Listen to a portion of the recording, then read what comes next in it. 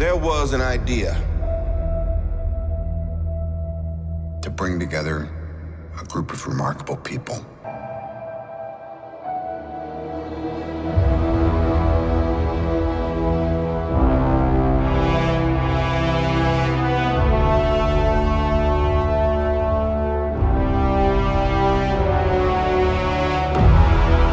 What's up, guys? It's Alex. It's Quinn. It's Iconic Comic, and we are back, and this is a spoiler review for Avengers Endgame. We just did this non-spoiler review, so if you haven't seen the movie, what's wrong with you? Go watch that first. Yeah, seriously. If you're here, this is a spoiler review, but before we get into this, Quinn, tell them what's up. So, before we get into this, we are doing a real quick, we're going to talk about a giveaway that we're doing for the channel, kind of celebrating 20K. Yeah. And Avengers Endgame. We are giving away 2 Avengers Endgame IMAX posters signed by us and 2 Funko Pop figures from Avengers Endgame signed by us. So both things are going to be signed, an Avengers Endgame IMAX poster and a Funko Pop figure from Avengers Endgame. The only thing you guys have to do, go support us on Patreon. That could be a $1 patron all the way up to the highest one. It doesn't really matter, but if you're an old patron or a new patron, we're going to be accepting those entries all the way up till May 19th, and then we're going to pick 2 people at random. They're going to get the poster and the Funko Pop figure signed by us, and I think that's about it. Let's get into this. Okay, so we've done these a little bit differently in the past. We've just kind of jumped around and geeked out, but I feel like with this one, we got to pay it respect. We got to start from the beginning and go all the way Start to from the very beginning. Mother end. So, before we even saw the movie, let's talk about what we... Well, I guess we can't do that. I'm going to say what we called and what... Well, really can't I do will that. say from the start of the movie, I called that this mother was going to start with Hawkeye and his family. The Hawkeye family scene as soon as the screen came up. Well, we didn't even do a 5, 4, 3, 2, 1 spoiler count. If you're in this already and you're going to blame us, get out of here. So, Hawkeye. As soon as it came up and his daughter was holding the bow, I'm like... This is going to be rough. This is it. I was on the phone with him, and I saw it before he did. Not during the movie. Yeah. And he said, like, hey, it'd be crazy if they open up with the Hawkeye family scene. Like, I hang up and I cry my eyes out. But you called it, like, from the beginning. Like, shot for shot. Like, he turns around, and she's dusted, and then the family's dusted, dude. And then some shaky cam action. Dude, it was shaky cam. But... And then he called her Hawkeye. Like, nice shot, Hawkeye. God. And the part that got me, and it's really weird, because this is what Marvel does the best, I think, is when they go from funny to real quick serious, because it feels natural. Because anything that feels all serious all the time or all funny all the time feels fake. When it's a mixture, it feels real. Because in real life... That's what happened. In real life, that's what happened. Like, it went from, you know, do you guys want mayo or mustard on your hot dogs? And then she's like, who wants mayo on a hot dog? And then... How about ketchup? Yeah. And it was funny. It was like a cute family moment. And then all of a sudden, dust, and then shaky cam, and Hawkeye's just looking around like... And you saw him go into Avengers mode. Dude. And he's like, you know, boys! Babe! And he whistles for the boys, and then... You hear the sound of the thunder, which was I think was the same sound when it came back from the snap in Infinity War, and it went black. And then the Marvel intro goes up, and you hear a song playing, which makes sense because we get Tony and Nebula on the Guardian ship, and clearly they're playing music from Quill's playlist. Yeah, and I don't know what that song is, but I need it because it gives me the feels. What I thought was cool is that Tony and Nebula are sitting there and they're playing the finger football game, and Tony is teaching her how to have fun. You know, like, oh, you don't have to snatch it out of the air. It's just a fun game. And so the character development with her through the whole movie so good. Was really good. Because when I go back and I think about Guardians 1, then no part of me ever would have thought that Nebula would have been this big of a role in this universe. Yeah, which we will get to. And, you know, I'll be honest, I didn't really even like her that much in the first Guardians, and I really like her character now. So, you know, we get the Tony and the Nebula stuff going, and you've seen it in the trailers. Tony's talking to Pepper. He's kind of recording a message, kind of like he did in Iron Man 3. And he's like, I'm going to lay down for a little bit. And lays down. Nebula sits him up in his chair. And you know, like, this looks like about And- as last as he can give for us. Well, Robert Downey Jr. lost a lot of weight for that.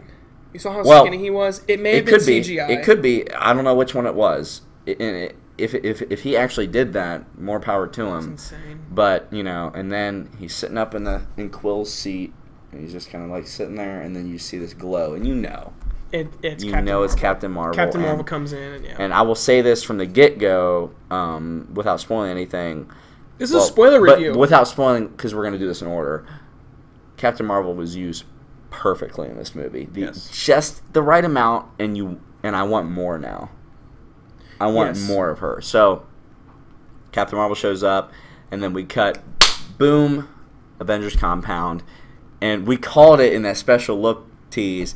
Cap just shaved that beard off, Right, and he's ready to go. So he just shaved, and he looks in the mirror. And in the trailer, you see him look in the mirror, but as he's looking, the whole building starts to shake. And it's him, Rhodey, Widow, Bruce Banner, and and Pepper. it's like she was out there already almost. For I some think reason. I think she was just with the Avengers just to like console. I guess so, but then Captain Marvel. God, Pepper. God. Captain Marvel brought down the ship, and Did did you see the parallel? Obviously, you did. You watched the movie when he was being carried down by Nebula, just like Rhodey helped him just off like the first Rhodey. Iron Man movie from the ship when he got Yeah. saved. Exactly. I'll be honest. I'll be completely honest. I've seen it. I have seen it 6 times. That's the first time I thought about that parallel, and it definitely was. Now that I think about it, it was very, very, very But much then, so. then Steve and Tony. Cap and Tony meet up again, and it's not like I thought it was going to be, because It was sad. They immediately start to, like when Tony's Tony, like, when Tony said, "I lost couldn't the kid." stop him. I Yeah. couldn't stop him. Well, neither could I. I lost a kid. We all lost.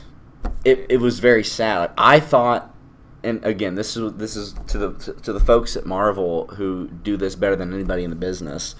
They take our expectations and they subvert them so much. Where it's like, because we were all like, "Oh, Steve and Tony are gonna meet again. And it's gonna be epic." No, like this was sad. Yeah. And then they go inside and like Tony is like, well, Pissed. 22 days with very little food and very little water. He looks very rough. It was sad seeing him like that. And, he's like... He threw Civil War back in Cap's face. He did, but Which- also... Oh, man. I love, and I will say this is another strength of this movie, is the humor was put in so perfectly because it was very natural humor that would make sense in the situation. Tony's just like, what's up with him? And it shows Thor, and Thor's just sitting there stewing like we've been seeing in the trailers. And then Rocket goes, "It feels like you failed." Which, of course, he did. And, it's funny. And then Tony's like, up to this second, I thought you were a Build-A-Bear. Might be. That was awesome. And because Tony's talking to a raccoon right now. He's never met Rocket before. And that was a relationship I was so happy we finally got to see. It was Rocket and Tony. And then all of a sudden, Tony kind of snaps a little bit. And I honestly, it's kind of the same thing. You know the expression where it's like, drunk speech or sober thoughts. Mm-hmm. It was kind of the same thing here. Tony, I don't think in a normal situation would have talked to Steve like that, but it's not because he didn't feel that way, but it's because he was kind of done. Yeah. And he was sick, and he just didn't feel well, and he was finally like he had a bowl of food in front of him. He broke it, and he tore the stuff out of his arm, and he's like, you know what? No, I got nothing to say to you, Cap, because you weren't there for us. And whatever, and it's not like, okay, and you said this before, this movie doesn't tarnish anything with Cap, but you understand what Tony was going through from Age of Ultron, or actually Iron Man 3, through Civil War. Yeah, because he said, we needed the shield around the world. That's what we needed. And I needed you, past tense. But again, neither one of them were in the wrong, because obviously he tried that, and Ultron was a bad move. And the Sokovia Accords were also not a great move either, but it's just the only thing that we needed was for no outside governments and eyes to be like, no, this is what the Avengers are going to do. If they just stayed together, they'd have been fine.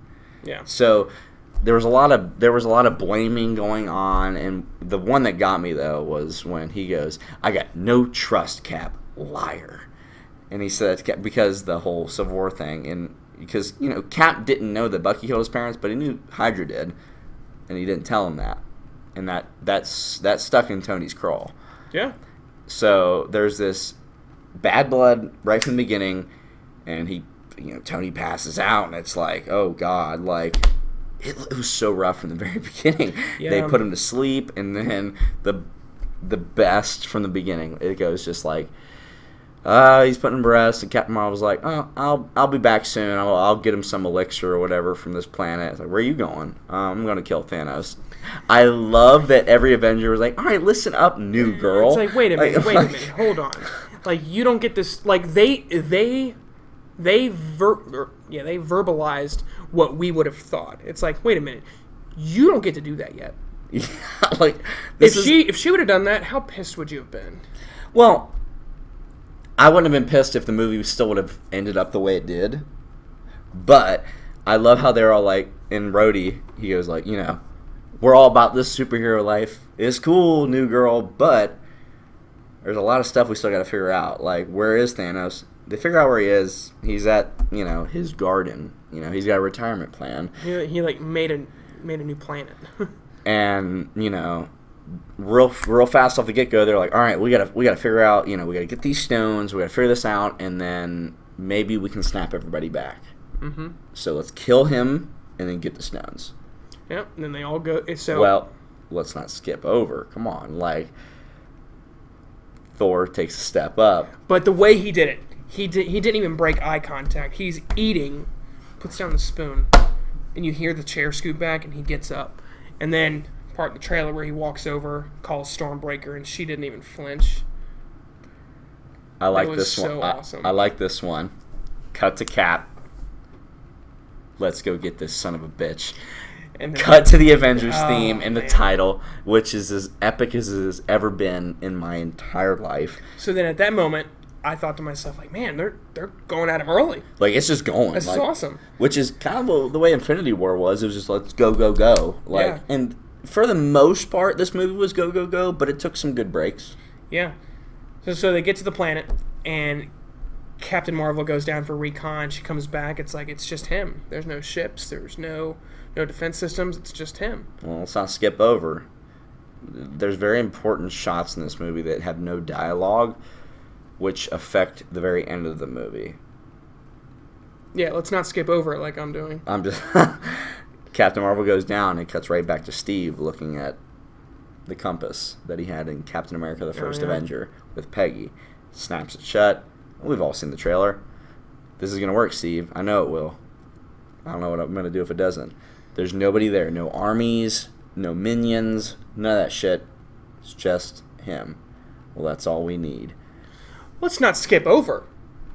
As they're going into space, Rocket turns back and like, has anyone here not been to space? Like, they raise their hand. Cap raises They're like his the hand. kid who's like, It's like, don't. who here poops their pants? That kid, like that meme. Yeah. It's like, don't throw up in my seat. That is good humor. But when they make the space jump, dude, the look on Cap's eyes, that was very purposeful. They showed Cap's eyes where he's like, this is a dude from the 1940s, 1930s. Like, he's just like he's going into space and he's just taking it all in that one shot of his eyes going really wide, and it, dude, when his pupils dilated, he was shocked. So they get there, they go down to the planet, they realize it's just Thanos, and we get Farmer Thanos from the comics, where he retires and shit, and he's fucked up. He's like, limping. well, because you know what, and you're gonna understand it. Obviously, I hope you've seen the movie by now, but we're like, when I first saw it, I was like, he looks more fucked up than at the end of Infinity War. Like, he looks bad. And then Captain Marvel busts in, gets around his neck. You know, Hulkbuster comes in, grabs his arm. Rhodey comes in, grabs his other arm. And then Thor, boom! Chops off his arm. Dude. Chops off the gauntlet, which is good move. But and then Cap and Widow walking up the steps like old school Avengers. Like, they're like, and I'll get to this in a second, but they walk up the steps and, you know, Rocket turns over the gauntlet and then... no stones. And they're like, where are they? Well, I used the stones to destroy the stones. Because at this point, I didn't want anybody to be able to reverse what I did. And that's why he's even more fucked up, because he was fucked up from the snap, but he snapped again to destroy the stones. He snapped twice, and I can't believe he's not dead. That just shows you how powerful Thanos is. And you know, it does show you that if the Avengers were together, they could have done that. If he had all the stones in the first movie, they could have attacked him like that, chopped off the arm, and been done. But they weren't together. Yeah. You know, I'm trying to keep you from tearing the Avengers apart. You did that when you signed. Did that when you signed. And it was just that. If they didn't do that, they would have won. Yeah. And then Thor. So Thanos gives his last words to Nebula. Yeah, and then Thor just Boom. He went for the head. And they even said, like, what did you do? Well, I went for the head. And that right there, we'll get into it when we get to this part, but that from that one moment, it set a course for Thor. And this path that he goes on. Oh, man. So then cut to 5 years later? Black. And then, what was the first time we saw it, it was like, oh my God. Roll credits. Like, yeah, 5. That's it. And it was so slow. 5, because we were all waiting years later. And we called the time jump, too. We were like, there's going to be a big time jump. 5 years later, cut. You get Cap with his support group, just kind of like Winter Soldier with Falcon. He's talking to these guys who are just like, I would guess they're somewhat military. It wouldn't make sense for Cap to just be leading random civilian groups. Maybe. It's possible, but you know? I'm going to guess it's military. You have Joe Russo, who is the one. And one of the other ones, so Joe Russo's talking about first openly gay character in the Marvel Universe, because he said he went on a date with a guy or whatever, and they didn't talk about much, and he cried, and then this guy said, well, then what did you do? The guy who said that was Jim Starlin, who created Thanos in the comics. He was the creator of Thanos, which is a really cool nod. And Cap's just kind of like, you know what? I lost the love of my life back in 45. I went in the ice, but I had to move on. And, you know, the world, it's given us something. We got to do something with it, because if we don't, Thanos should have killed all of us. Which is a powerful statement. It was, because it is Big true. Statement. Cap is almost to this point of accepting what happened. Yeah. The only one who wasn't accepting it to the completion, because Tony had, we'll get to that. Tony was completely accepting it. Cap is almost to that point. The one who was like, nope, I'm not accepting it, Widow. Black Widow. She was. I'm glad she was a big character in this. She deserved it. Yeah. Because she was in the universe before Cap was. Iron Man 2. That's true. Yeah. So then it cuts to. See, went from Widow. the support group to Black Widow, and God, it's all running now. It's all starting to run together now. It's such a big movie. She's speaking to the holograms of there's Rhodey. I'm trying to think of the order. Yeah, Rhodey, Captain Marvel, Nebula, or Rocket, Nebula. But you're skipping one. Oh, Okoye. Yeah, Sorry, Okoye. Okoye. My bad. So then, Because this is going to be important here in a hot second. they're basically giving her Black Widow updates on what's going on and stuff, and they all go away. But Rhodey stays, and he starts to talk about this thing that happened with a bunch of cartel guys, and then Black Widow's like, it was probably a rival gang, and it's like, no, It's Barton. it's Barton. And she's been trying to find Barton for years, but Barton's been on this rampage. But the acting of Scarlett Johansson, Black Widow, because she feels like she's lost her brother, her friend. She's like, please find him for me. Let's not skip over, though, when Okoye is talking about a earthquake under the ocean near Wakanda. Submariner? Namor? Maybe. Basically Marvel's Aquaman, if we're going to be honest. That's basically what it is. But, Lord, if that sets up something in the next phase, it's like, God, they're thinking of everything. But just the way she reacted, please find him. In tears. Because it's kind of, honestly, it calls back to, I don't know if this was their point, but it feels to me like it calls back to Civil War, where Cap's like, I should be the one to bring Bucky in, because I'm the one to at least die trying. And feels to me the same way with Widow. It's like, please find him because he'll listen to me. Like, let me know where he's going. I will find him, and I will be the one to bring him down. And then Cap comes in, and, you know, Widow's kind of messed up. And I love how Steve's like, you know, I saw some whales out there in the Hudson River. Trying to... Yeah, like, but what he started to say was like, well, yeah, there's less boats and the water's cleaner. When he started to say that, I'm like, Thanos did what he's supposed to do. And Widow was like, you know, if you're telling me to look on the bright side, I'm going to fuck you up, Cap. Yeah, I mean... And even Cap's like, you know what, force of habit. I'm Captain America. I'm going to look on the bright side of things. But then he admitted, because he talked about the support group, he admitted that he's not moved on. You know, I keep telling people to move on. Some do. But not us. Not us. Yeah. Not us. And then, you know, he talks about the Avengers in general, and it's like, you know, maybe we should just give this up. And Widow's like, I'm nothing without this. Cap, you are something without this. Everybody else... This gave me life. Mm-hmm. The Avengers, S.H.I.E.L.D., all of that, because she was an assassin back in the day. This gave me a purpose and life. And then, oh, you know, we skipped over completely. Right after the support group was not Natasha, it was San Francisco. Oh, that's right. So let's go back real fast. Storage room, Ant-Man and the Wasp. We know how it ended. He was stuck in the quantum realm. And I'm glad that all the things that were like, oh, what's going to happen, they kind of like got rid of really fast so we could just get on with this story. Like Tony stuck in space, we got rid of that really fast. Ant-Man stuck in the quantum realm, a fucking mouse ran across the fucking keyboard, and Lucky. We're fine.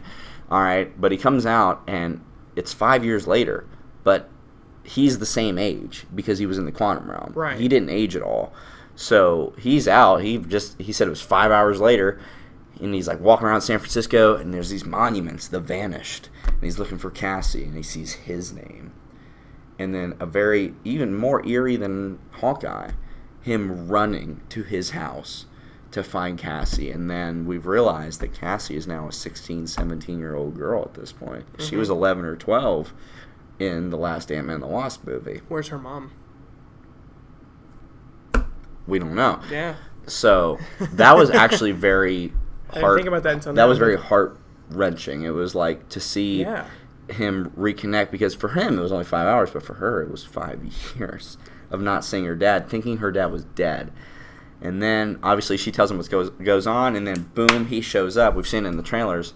Hey, this is Ant-Man. You know, we met at the airport a couple years ago. Blah blah blah blah blah. So Ant-Man comes in, starts to talk about his experience in the quantum realm, and he was. He just can't get this bug out of his head. Like, no. We could use this. Like, we could use what happened to me. We could basically use the quantum realm to time travel. So, and then another humor thing. It was great. It was like, you know, are you talking about a time machine? No, of course. A time machine. A time machine, of course. Captain America's like, at this point, nothing will surprise me. Well, $10 says you're wrong. And well, who would be able to figure this out? Cut to Tony Stark. Tony Stark. And it's a really nice house out in... Looked like... What did he say in Ultron? Maybe I'll take a page out of Barton's book. Yeah. Build Pepper a farm. It was like a little farmhouse or whatever. It was a really nice house, and then he walks out, and he goes over to this little kid's tent, and we find out that he has a daughter. By the way, the cutest little girl actress of all time, because... Easily. He said, Morgan H. Stark, do you want lunch? What's the H stand for, though? Howard. Morgan. Stop. Morgan Howard? It kind of fits, but there's got to be something. They wouldn't say it for nothing. Does Marvel ever put anything in the movies for nothing? I guess not. Okay, but we'll figure that out later. So we finally meet the daughter of She comes out with Tony Stark. A mask on, like, lunch will be disintegrated or something like that. And I'm like, God. Yeah. And man, that was so cool to see. God, because now he's happy. He has what he's always wanted: peace, and a family. And then they start to go in the house, and then Cap running off. And and they come up to the house, but he's carrying Morgan. He looks at Cap and just turns away. He looked. He looks at Cap, and he looks at Romanoff, and Romanoff nods, and then he nods, basically saying, like, all right, let's talk, because Tony already knows that they're coming here for business. Yep. And, they try to give him their spiel about, time travel, and Tony's like not having it all because he's like, not only, I think there's a small part of Tony that doesn't think it's possible. I actually think in that moment there's a bigger part of Tony that actually thinks he can do it, but the bigger part of Tony right now is thinking, if I do this, I might lose what I have. Exactly, which he didn't want to lose it, and he told Cap that, which was really, really a gut punch, because Cap was like, I got my second chance, Cap. We might have a second chance.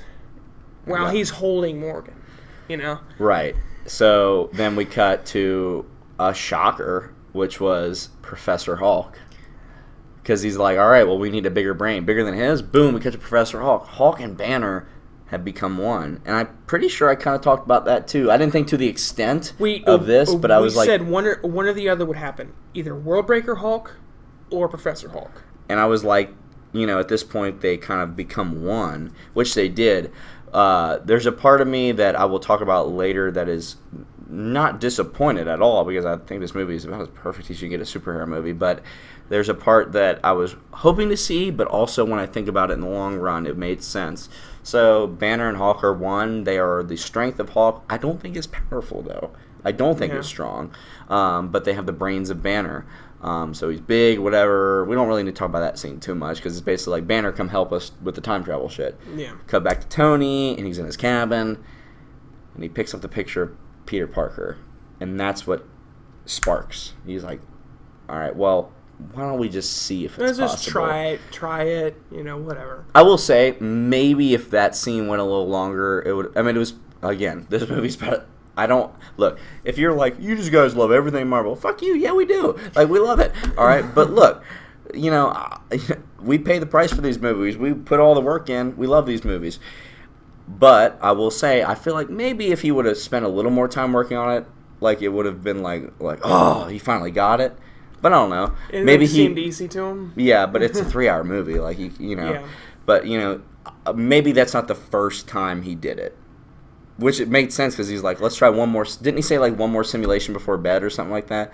So okay, never mind. The movie felt perfect. All right, so he does it, and again, like, the way they shift tones was so good in Infinity War and in this, because it gets that when you see he does the, all right, maybe this will work for time travel, and it gets, all right, simulation successful, boom, and the music kicks in, and he sits down in his chair. He's like, I almost got the tears, because it was like, he can do it, and then he goes, shit, and then it cuts over to his daughter, and she's like, shit, and it's like, what are you doing up, little miss? It's like, shit, and it's like, no, you can't say that. That's Mom's word. She owned it. She coined it. What are you up doing? Well, I got some important shit to do. But what was amazing is when he goes to Pepper. He put her in bed already. Like, he took the daughter to bed. So he goes and, hey, honey, so what are you doing? As he's looking at his time travel simulations, like, it's so Tony Stark. I'm reading a book on what's new on composting. Well, I figured it out. So, and she's like, well, just so we're on the same page, like, compost time travel. Yep. It's like, oh, okay. And she knew what that meant. Yeah, she's like, so you can fix. Like, you have to do this. You can fix what happened. Well, she didn't say that, but she was like, dude. So, dude, bro, you got to do this, bro. No, not that. Like, I was like, dude. She's like, trying to get you to stop, because he was like, well, maybe I can just put a pin in it and relax. Well, will you ever be able to rest? Because she knows Tony. After what happened in Iron Man, until the Earth is saved, he will never be able to rest. Right. And she said, trying to get you to stop has been the biggest failure of my life. But not in a mean way. Right. And I thought back to the first Iron Man, and didn't she say, like, I'm trying to get you to stop all of this. There's nothing but this. Dude. Like, so, and then it cuts, like, it kind of cuts off unknowing if he accepts it or not. Cuts back to Bruce, Natasha, Steve, and Ant-Man, and they're all like, let's test out the time travel. And, like, they are effing it up to all proportions. So, thank God Lang lived through it.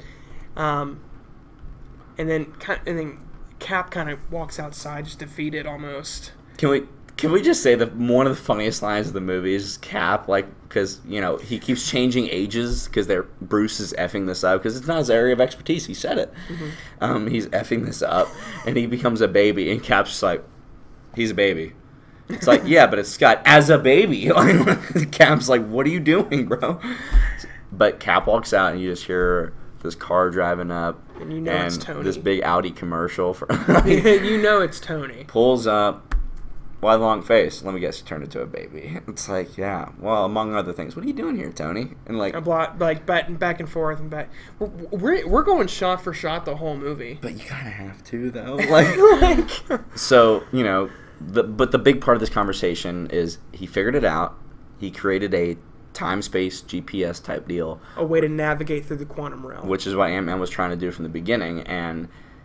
The line that's very important that people miss because it pertains directly to Cap, but nothing else. He's like, what do you say? Resentment is corrosive, and I hate it. Yeah, me too. And that was the squashing of the beef right there. They buried the hatchet. They buried it. The squashing of the beef. It's over. Opens up the trunk, and the shield. He gave him the shield back, and they played the Captain America theme from the first movie. And, dude, if there's a theater out there that you've seen this movie and they don't clap in that, they're a bunch of bitches, all right? I'm just telling you. Like, so, and goodbye, monetize. Whatever. Do you really care? All right, so we're getting a team together, right? Well, we're working on that. Boom, cut to, there's funny, we're not going to get into every little shot, but Hulk and Rocket go to New Asgard. New Asgard. Do you think that was where Odin died? Where Odin died? I think so. Yeah.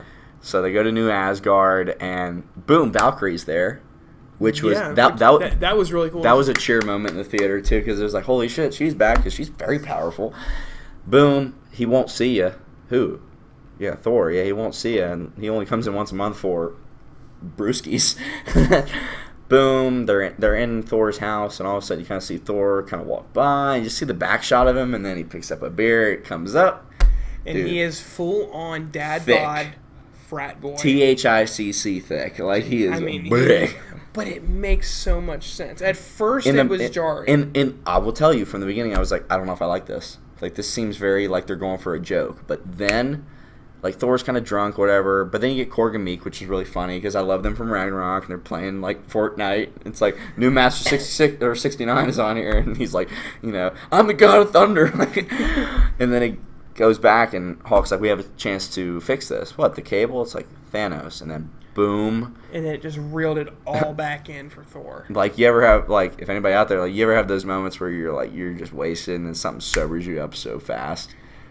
Thor got sobered up immediately, and he was like, don't you ever say he grabbed him and he was like, don't say that. Like, and the acting by Chris Hemsworth was so good, and he has so much range from completely serious to badass to like you're about to cry to probably the funniest actor in the MCU. And the way Hulk was like, please take your hand off me, like, it's so serious out of nowhere. And then they convinced Thor to come. Basically, Rocket's like, we got beer on the ship. Beer on the ship. And Thor's like, what kind? Then we go to Tokyo real fast to pick up Ronan, Hawkeye. And Hawkeye's fucking up, dudes. Wrecking shop. Dude. Going through buildings, and you hear guns going off. Dudes flying. It's like John Wick. It is like John Wick. It almost was shot like that, too. Even the subtitles, it was very John Wick. Kind of, yeah. It was like, he's just messing up dudes, and then all of a sudden... Natasha shows up, and it kind of, again, it was very similar to the moment when he said Thanos to Thor. It was a sobering moment. It was like, oh my god, reel it back in. Reel it in, and he's like, "What? You shouldn't have came here. Well, we have a chance to fix this. No, do not give me hope. I'm sorry I couldn't have given it to you sooner." And you know, then it's like, all right, well, we have our team now. Finally, let's work on this time travel shit. And it cuts back, and Tony calling Thor Lebowski is awesome. That was really because he looked like Lebowski. So, you know, they're figuring out the time travel. Ant-Man's freaking out about it, and Rhodey's like, let's just do it like Back to the Future. And like, all these movies, it works. And Bruce like, it doesn't work like that. And this is how they set up the time travel in this universe. Time travel, it's still kind of confusing to me. But it makes so much sense when you stop and really think about it. It's like, all these other, basically, whenever we go back, we create other branches of times, which is what goes back to the very end when Steve says, I'm going to clip all these branches. So we create these branches of time that change. It will never affect our reality. Because, like, if I went back and killed baby Thanos, then we would have no reason to go back in the beginning of it, and it would fuck up our whole thing, right? So they figure that out. Oh. They send... Just cleared it up for me. Thank you. Did I? Really? So they figure it out. They send Renner. They send Hawkeye. I don't know why I call him Renner. They send Hawkeye to, like, back to his house. That was a little weird to me. Like, why send him to an emotional place? Just send him back, like, a week, like, to somewhere else, like, just to figure... Yeah, like, of all places. Like, send him back. I actually thought the first time I saw it, it was Age of Ultron. That far back? I thought it was like, all right, we're sending back. Well, you got to see if it works that far back. You know what I mean? Yeah, I guess. That's what I thought. But they sent him back to, like, his farmhouse, like, a year or whatever back, and, okay, it works. Let's do this thing. All right. Well, at least 5 years. Yeah. We have the how. Now we need the when and the where is what Steve said. And this was when I was like, this movie's brilliant. It's so smart because Steve's like, every one of us has come into encounter with an Infinity Stone, and Tony's like, or been almost killed by one.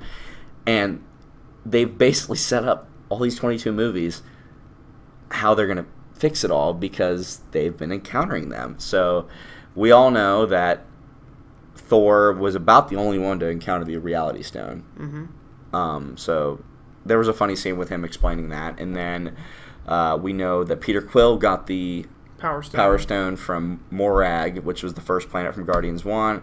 And we all know Vormir is the Soul Stone. And then Hulk, Tony, and Natasha are having this conversation. They're just kind of like... Well, it was funny just to see them all kind of like trying to figure it out, brainstorming. They're like eating Chinese food and drinking beers. Like, how do we figure this out? And then Natasha's like, guys, if you pick the right year, there's 3 stones in New York. You have the Tesseract from Avengers. You have the Mind Stone from Avengers, which is Loki's scepter. The scepter, and then you have the Time Stone. You have right. You have the Eye of Agamotto. So they know their place, they know their how, when, and where. Let's go. We have our teams. You have Cap, Ant-Man, and Tony. You have Hulk and Cap, Ant-Man, Hulk, and Tony. Those 4.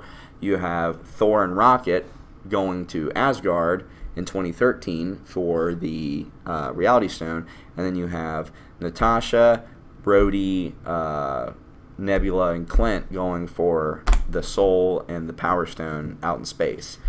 So, man. boom! Now we're in a time travel movie. It's so big. You're in a time travel movie. Boom! We cut right to the Avengers movie, and they show us the team shot again. And it's so cool. It's so amazing. We get a nice callback to that. We see all the Chitauri flying around, getting wrecked, and then they jump into time, and then they're in an alley. So the 4 of them are in an alley, and they're seeing this happen, and the suits are badass.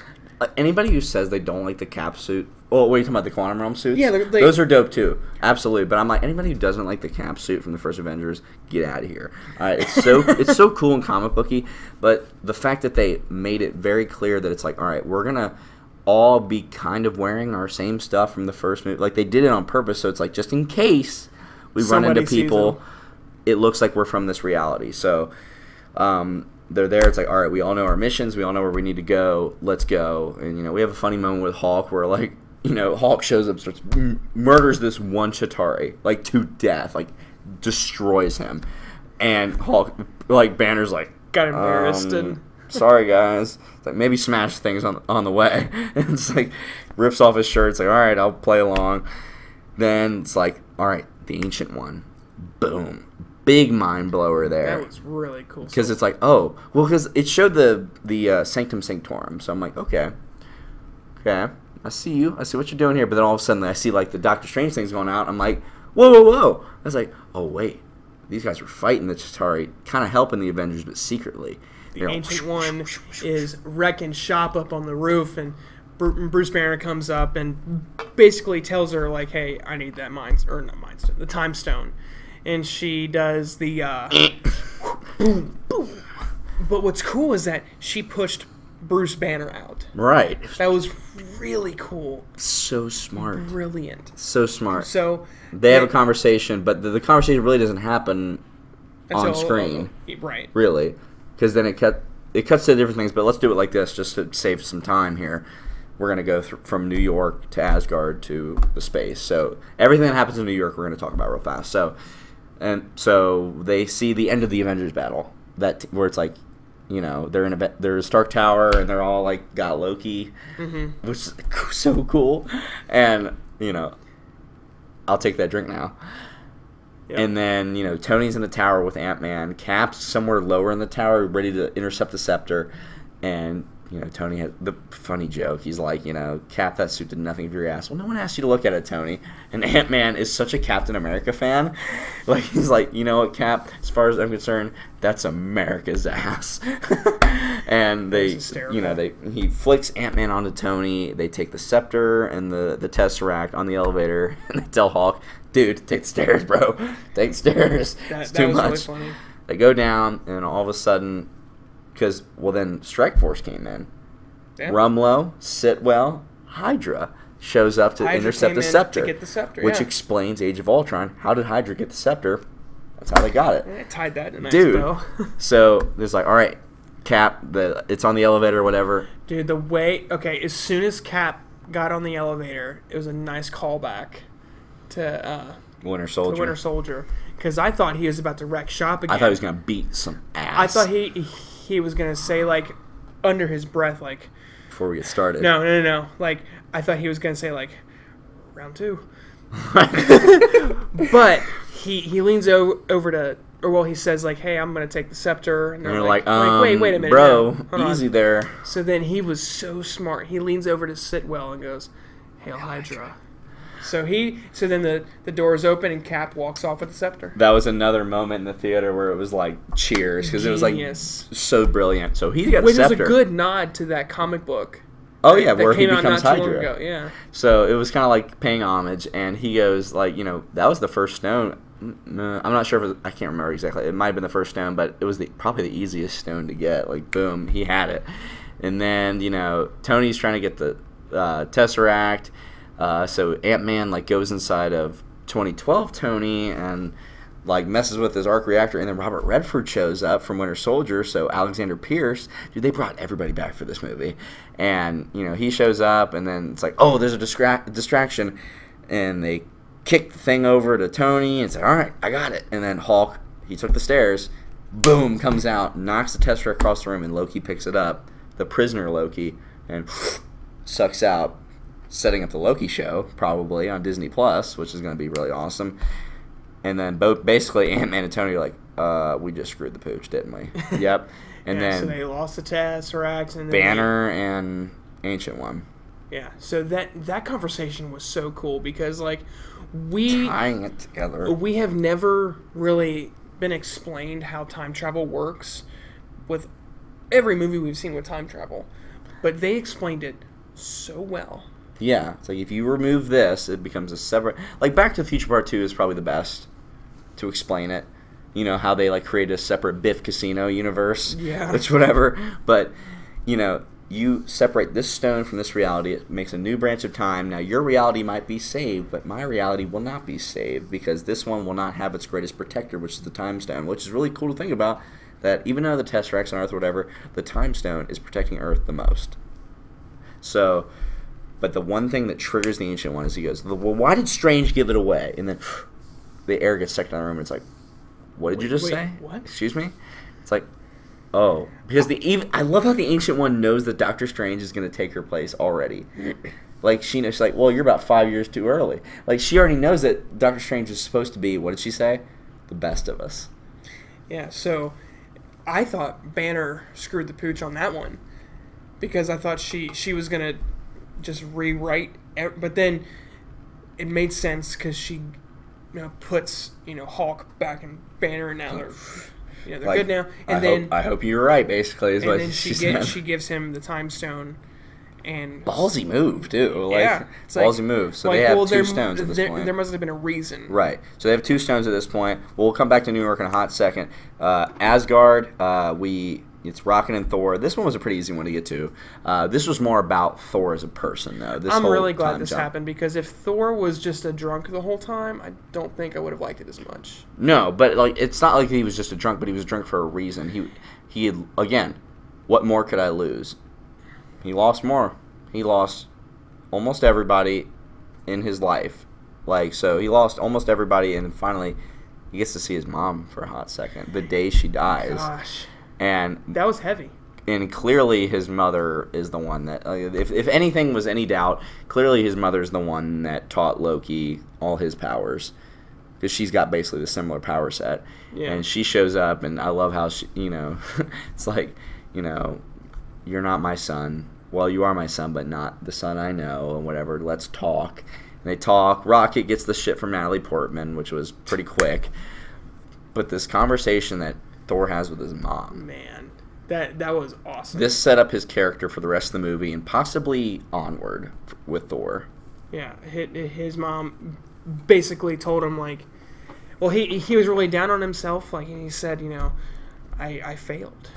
Like because Thor's set up to be the king of Asgard, the god of thunder, all this, like, and then she basically says, everyone fails at who they're supposed to be. The true measure of a hero, this is paraphrasing, the true measure of a hero is how you succeed at who you really are. Like yeah, not what the prophecy tells you to be and all this other stuff. It's like, no, who are you and how do you do good at that? And because Thor is always like even in Dark World, he's like, I don't want to really be king, but it was kind of forced onto him. And so he's like, I'm not good at this. It's like, you don't have to be. So they, Rocky gets the power or the Reality Stone. And he makes up with his mom, and they have this moment, and it's like, all right, let's go. Oh, hold on. He reaches for it. This might take a few seconds. As soon as he put his hand out, I knew he was calling Mjolnir. Boom! Catches Mjolnir. Gets it back. Great moment, and Rocket rolls his eyes. Like, oh, God. And then they cut to space. Peter Quill, Power Stone. Pretty quick thing here, like... just like it was a complete callback to Guardians 1, same music, whatever. But again, this movie will make you watch all these other movies so differently. Oh, yeah. And so, Rhodey knocks him out, and they take the Power Stone, but then... But right before that, though, so it's Rhodey, Nebula, Hawkeye, Black Widow. Right. So Rhodey and Nebula stay there to get the Power Stone. The other two go to Vormir. We all know what Vormir is. We know how they have to get the Soul Stone, but we'll get to that in a second. So that just put a bug in our heads, like, oh, God. Oh, shit. Like, oh, God. This ain't good. So, anyway, on Morad, they find Quill, knock him out, and they get the tool that he uses to unlock the door. They go in, and Nebula, it's just... Going through the scene, we'd be here all day. Right. Going through every single shot. They get the Power Stone, and they're about to basically go back to not the present, but would it be the present? It would be when they all left the first time to go to their separate reality. Because basically the reason they all show up at the same time is because they're like, all right, we've all set our timers back to 5 seconds after that we leave. So no matter how long it takes us, we're all coming back to the same point. Right. So it seems as if we're all coming back, and then all of a sudden, Nebula starts like phasing out, glitching almost.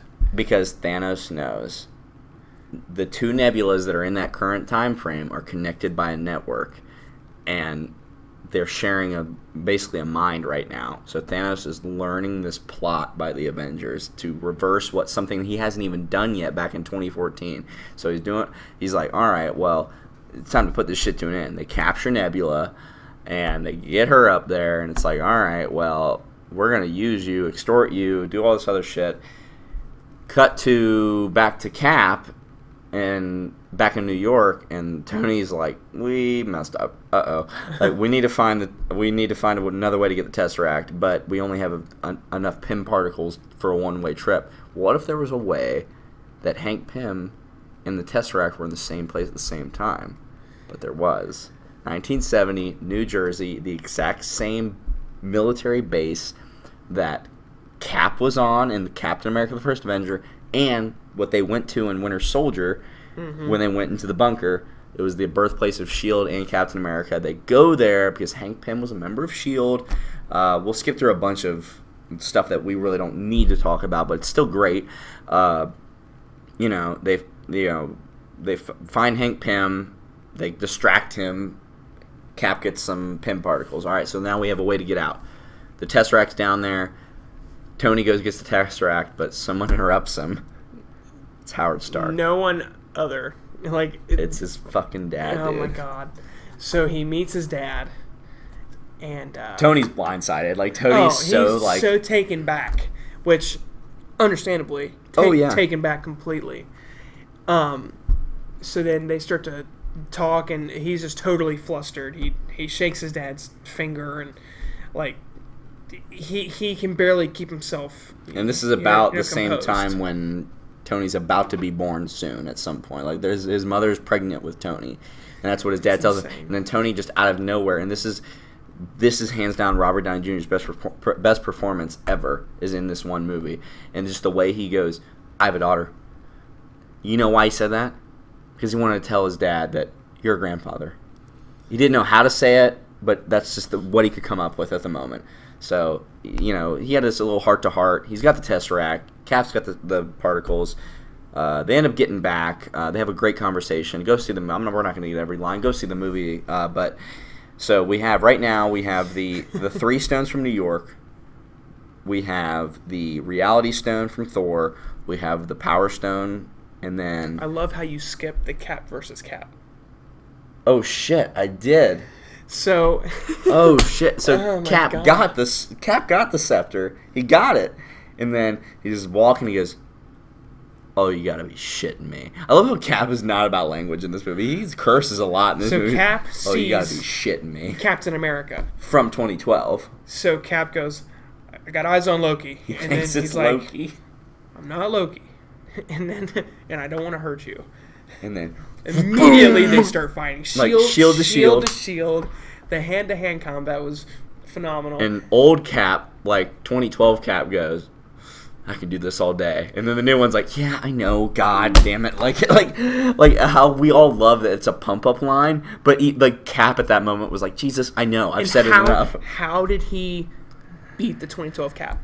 So, 2012 Cap gets him in this chokehold, because at this point, 2012 Cap's ready. He would kill Loki if he, really wanted to. If he... 2012 Cap was ready to kill or whatever it needed, whatever it takes. But new Cap was current day Cap was like, "I can't kill my old self. This wouldn't work out in the long run." So he's got current Cap in a chokehold. He's like, "Bucky is alive." And it just kind of, just like Civil War, kind of huh? Boom! Takes him out, makes him go to sleep with the Mind Stone, and then looks down at him, ass up, and goes, "That is America's ass." That is America's ass. Walks away. All right, so now we're to this movie's getting heavy now. Vormir. Oh, gosh. We have 5 stones. We need 1 more. Black Widow and Hawkeye are trekking the mountain. They meet Red Skull. And this is almost shot for shot in a different way. It's the chair, I swear. Okay. It's making the noise. This is almost shot for shot from Infinity War. What happened? So what was really cool, Red Skull goes... we're thinking the same line. Was Natasha, daughter of Ivan. Daughter of Ivan. Clint, son of Edith. Yeah. And they're just like... They get to Red Skull gives them the exact same speech that he gave Thanos, soul for soul, that kind of thing. And Hawkeye's like, "I don't believe this shit." And she's like, "I do." It's like, "Well, why? Because you knew your dad's name?" I didn't. Dude, that was badass. And then they both kind of go, "All right." Neither one of them's given any ground. It's like they say, well... I guess we know what's going to happen It's like, next. well, we know who it has to be. Starting to think we're talking about 2 different people.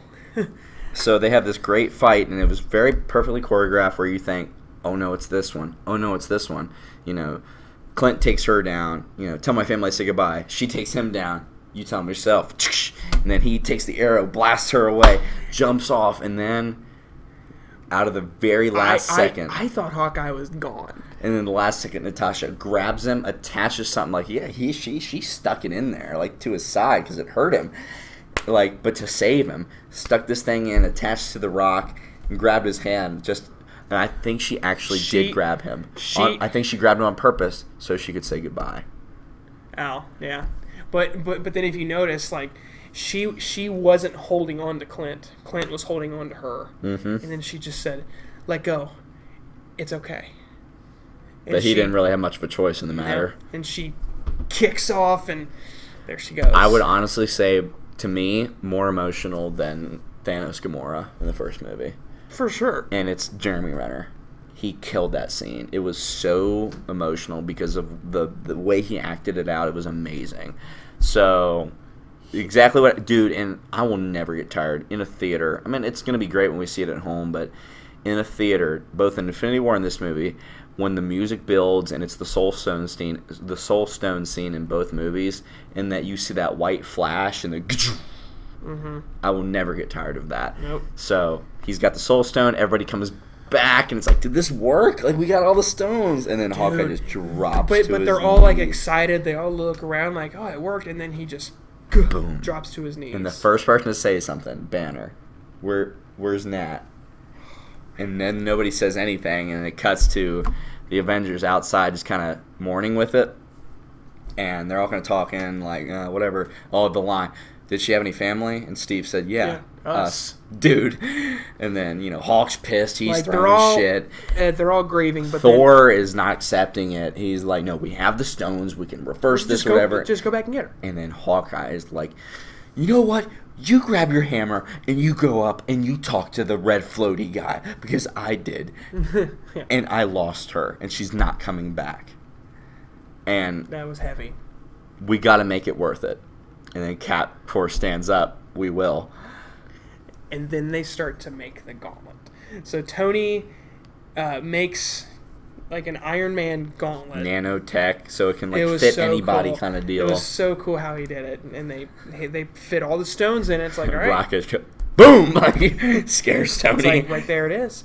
And I love how Thor acted. So Chris Hemsworth killed this. But before that, real fast, we get freaking Double Agent Nebula. 2014 Nebula is the one that came back, not current day Nebula. The old Nebula is the one that figured out what the Avengers were doing and came back and kind of became a double agent. She stole like the gold pieces so she looked like the new Nebula, and basically plugged herself into this time machine so that she could bring the 2014 Thanos and his ship and his army to this Earth. Mm-hmm. But they're like, all right, who's going to snap their fingers? But Thor's like, let me do it. Let me do something right for once. But that moment, we knew how much he felt like a failure.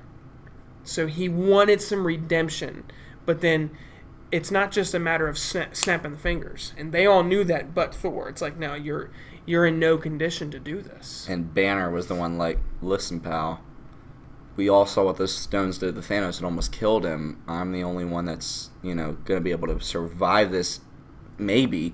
And he's like, it's mostly gamma radiation. It's kind of like I was meant for this. And that was because I was going to say, is like, I'm a little sad that we didn't get a big, giant Hulk fighting moment. I think that was Hulk's moment. Yeah. He was able to do that. So that was Hulk's moment. He gets the gauntlet on, and it's burning him up just like he did Thanos, and then he snaps it. And Hulk drops like a box of rocks. Hulk drops, but then during the snap action, the Nebula from old brings this Thanos ship to this time, and it busts through whatever, but they didn't hear it because all this shit was going down. It all works out. Hawkeye's phone starts to ring. It's his wife. She's calling him, and Ant-Man's like, I think it worked. And then it's just silent, and even you're like, I think it did work. Oh my god! And then all of a sudden you look up. But then you see Hulk, and he's looking up, and you see this shadow. But then you see Ant-Man, and I thought he died. I thought Ant-Man was dead, dude, because that missile came in, boom, right in. And but now when I watched it, then you saw him shrink real fast. He noticed it, but Thanos' ship messes up Avengers compound, just buries it, just almost nuked it, and just destroys it. And you got Hulk, Rocket, and Rhodey stuck under a bunch of rubble. You have Ant-Man in another location who's trying to get to them to help them. They're like underwater and it's rough. And then Tony, you have old Nebula and you have like current day Nebula and old Gamora have this conversation on Thanos' ship after Thanos has already came down. He's just kind of sitting there waiting like a Jarl. He's like, let's do this thing. And they kind of decide, all right, let's work together. Because Gamora has never been really a part of this. No. So they decide to work together, and then Tony helps Cap up. It's like, let's get up, buddy. Come on. And then you see the back shot of Thor. Okay, so you see Thor, and he's just standing there. And Cap and Tony walk out and stand next to him. They look out, and they see Thanos just sitting there. After he told Nebula to go get the stones. Just sitting there waiting. And he goes, what's he doing? Absolutely nothing. And then, what was the back and forth? Well, it was like, absolutely nothing. Well, where are the stones? Well, they're somewhere under all this. It means he doesn't have them. And then Cap let's keep it that way. Let's keep it that way. And then Thor goes, it's a trap, right? Tony's like, yeah, I don't really much care. As long as we're all on the same page. And then Thor calls in. In the click of the lightning, you hear that in the storm. Boom! Boom! Calls in Mjolnir and Stormbreaker, braided beard. Dude, it created the armor. The ultimate Thor. And then the big three walking towards Thanos. And they're standing there, and Thor starts to flank, right?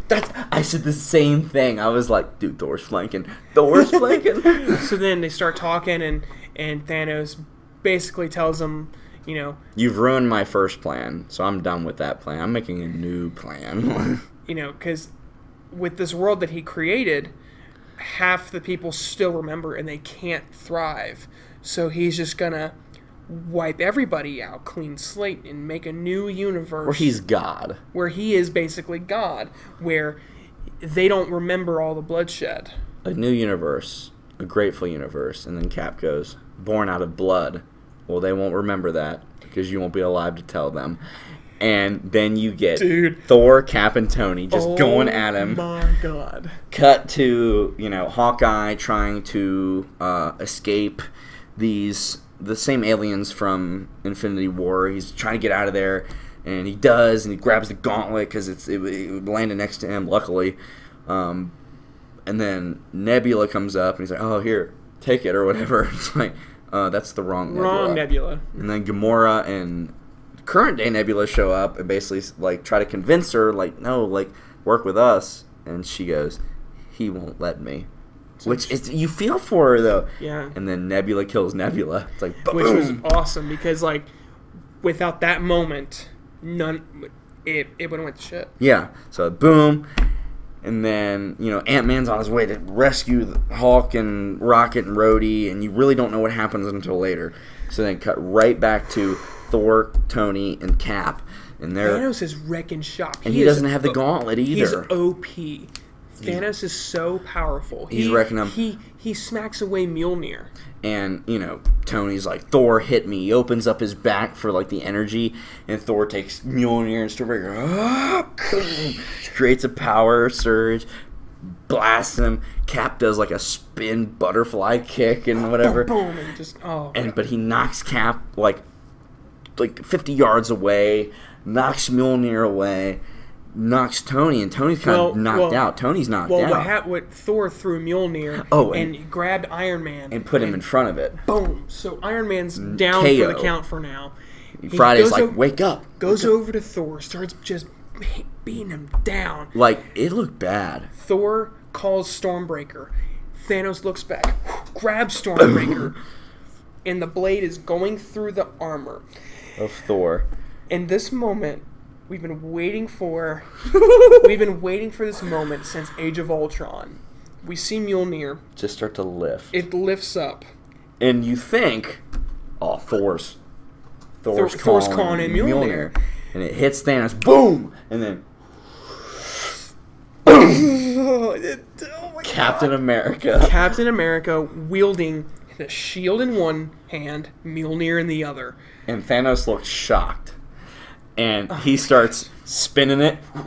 And Cap starts to mess him up. Like, that uppercut. boom! And not man. only did he hit him with the hammer a bunch of times, he called the lightning. Because what did Odin say? Whosoever holds this hammer, if he be worthy, shall possess the powers of Thor. So he calls the lightning, throws it at him, and then tries. He almost finished him. He tries to finish him, and then Thanos just barely gets out of there, and he knocks the hammer out of Cap's hand again, and then Cap kind of pulls up the shield, and Thanos is hitting Cap's shield, and it's breaking. With every hit, his shield breaks more and more and more. And it goes in half, and my first thought was, oh God, this is just like Age of Ultron. It's like, this is it. Cap's This dead. is the half shield, and then he kind of knocks Cap like 50 yards away again, just so like, and then Cap starts to try to stand up, and Thanos has this speech where he goes basically, you know what? In all my years of conquest, slaughter, but for a greater good, it was never personal. But what I'm about to do to your stubborn, annoying little planet, I'm gonna enjoy it. In that moment, I felt anger towards Thanos.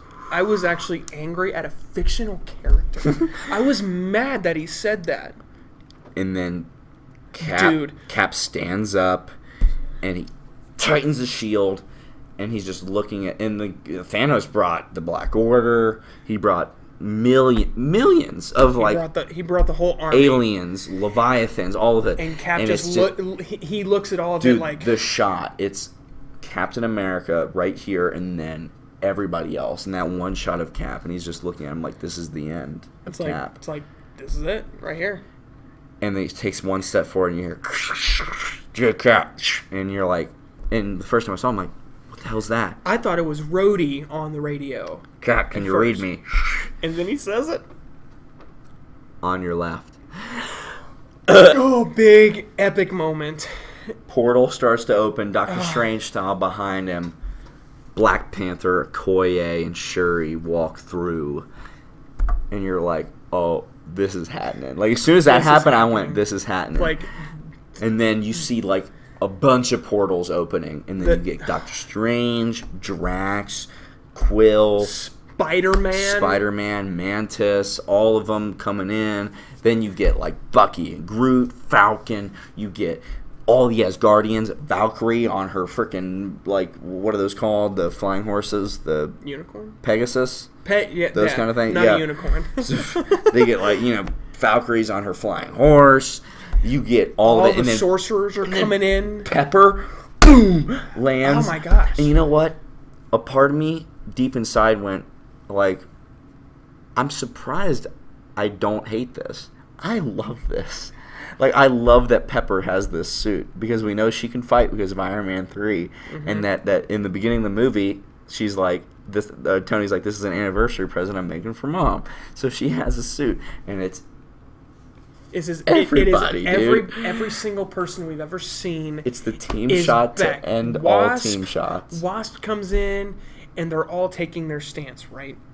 And it's just this panorama, epic team shot.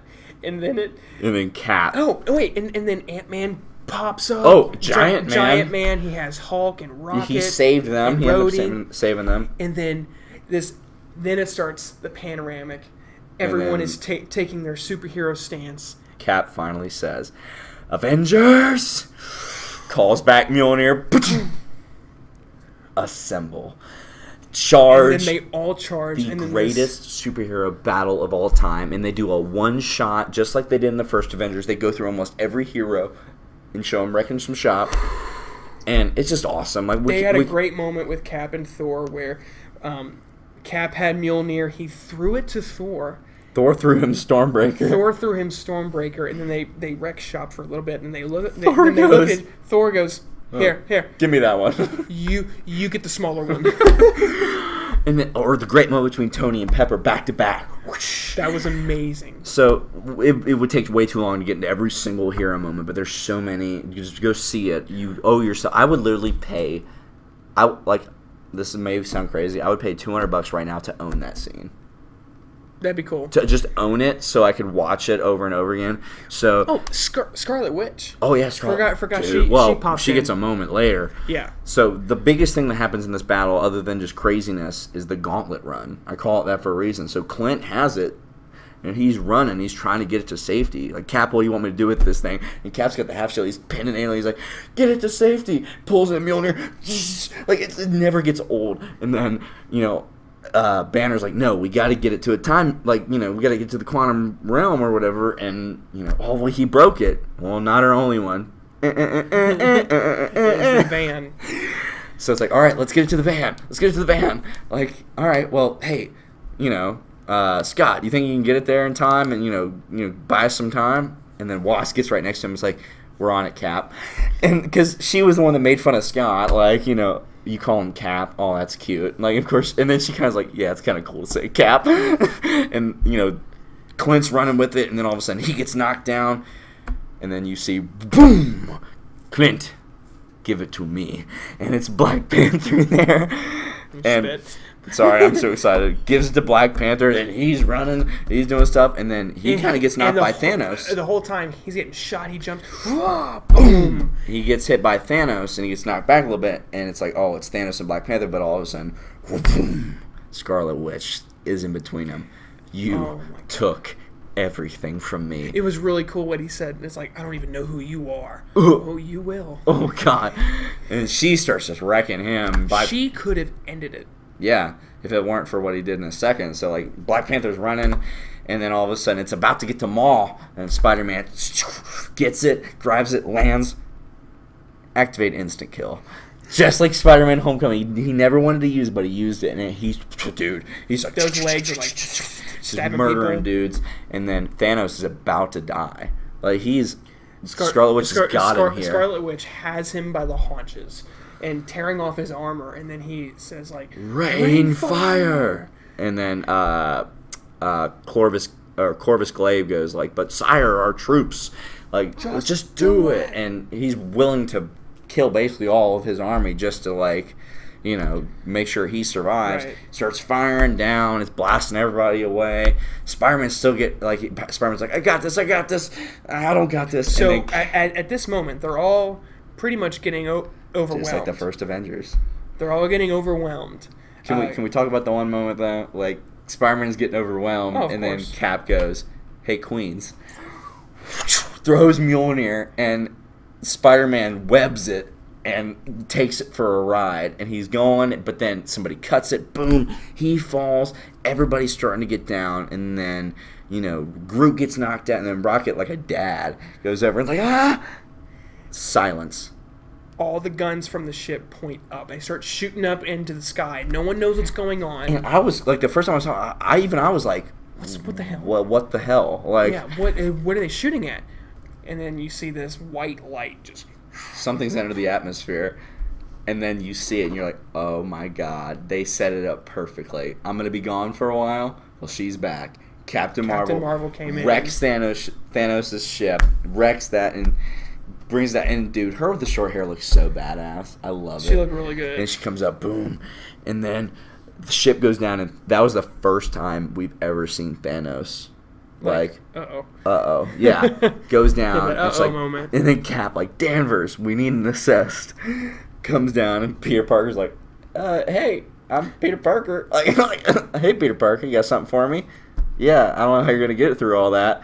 And you look over and you see this army just going towards them, and then all the women of Marvel line up in the most badass way.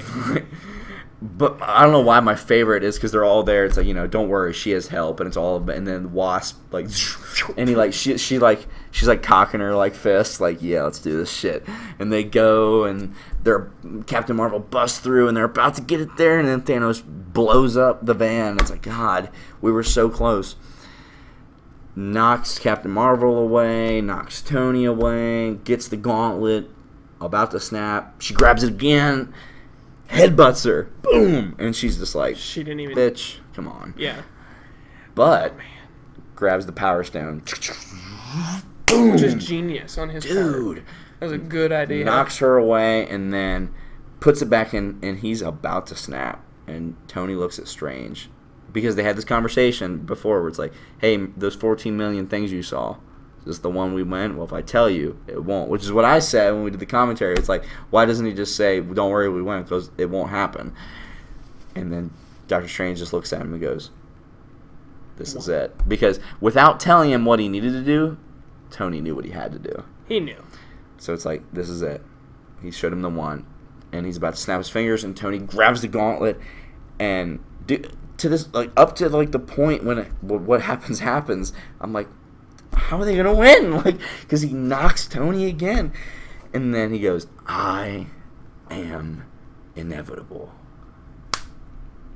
But that's all you heard was the snap. The snap didn't work. So he looks down at his palm, turns over, the stones aren't in it. Then you cut to Tony. He's standing up. The stones are crawling up his arm. Dude. And then he says, from 2008. And I am Iron Man. Boom. Screen goes white. And he reversed the snap to the point where it was like he chose the only people who were going to dust were Thanos' armies. And who was the last one to go but Thanos. And they did the exact same shot from the end of Infinity War where he sits down and instead of smiling, he sits there. He's defeated. It's like, oh well. Fades Dusts to dust. away. And we cut to Tony. And he's wrecked. He's messed up. His face is fried. His vitals are they're critical. Rhodey's the first one to come to him, which I loved. But then they reverse Infinity War, which was Mr. Stark, I don't feel so good. But now it's Spider-Man going to Tony.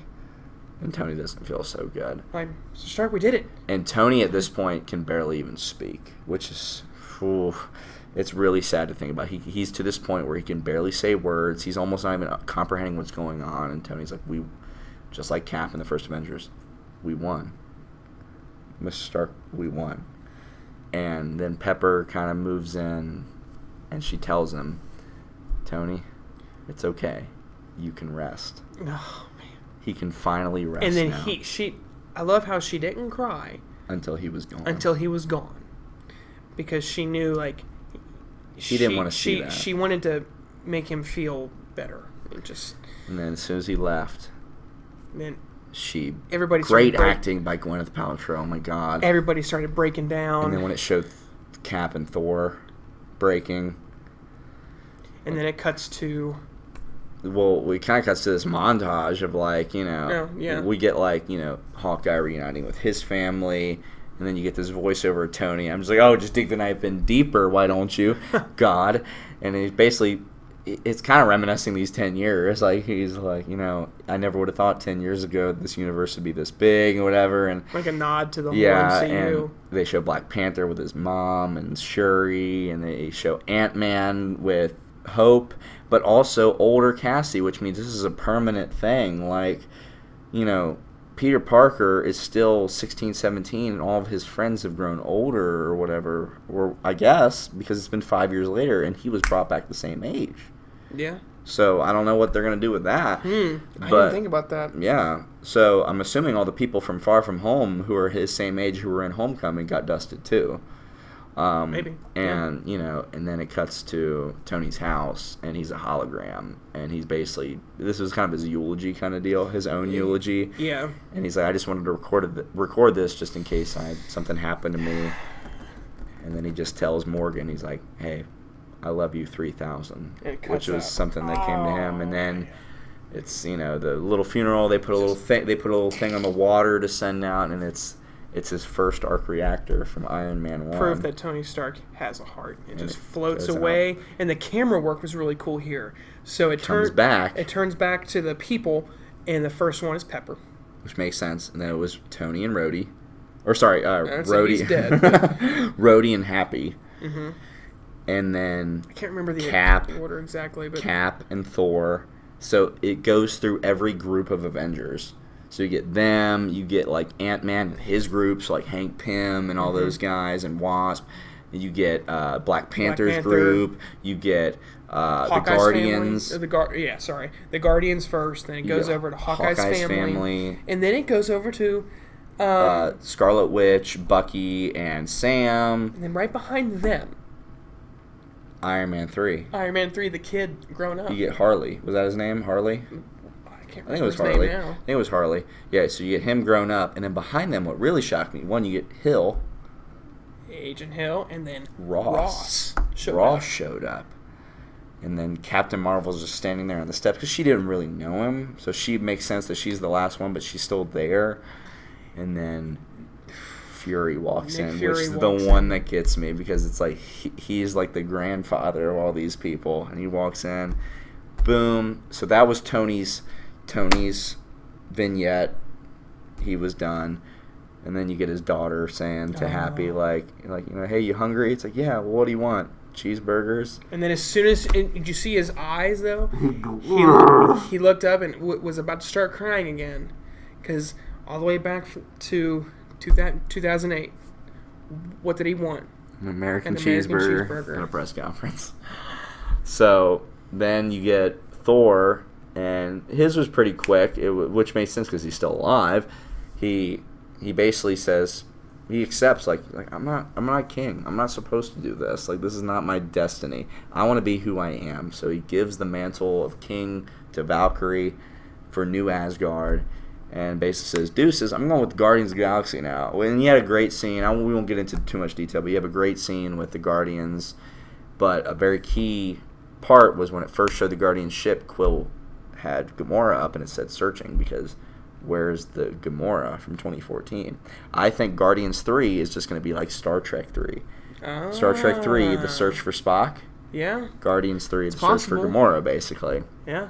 So they're going to be looking for Gamora because we don't know where she ended up going. True. Because she didn't dust, and she was good. Yeah. So, but she didn't love Quill because she was a different Gamora. So this is going to be different. So that happens. We have a funny moment there, and then Cap. So they're not done yet.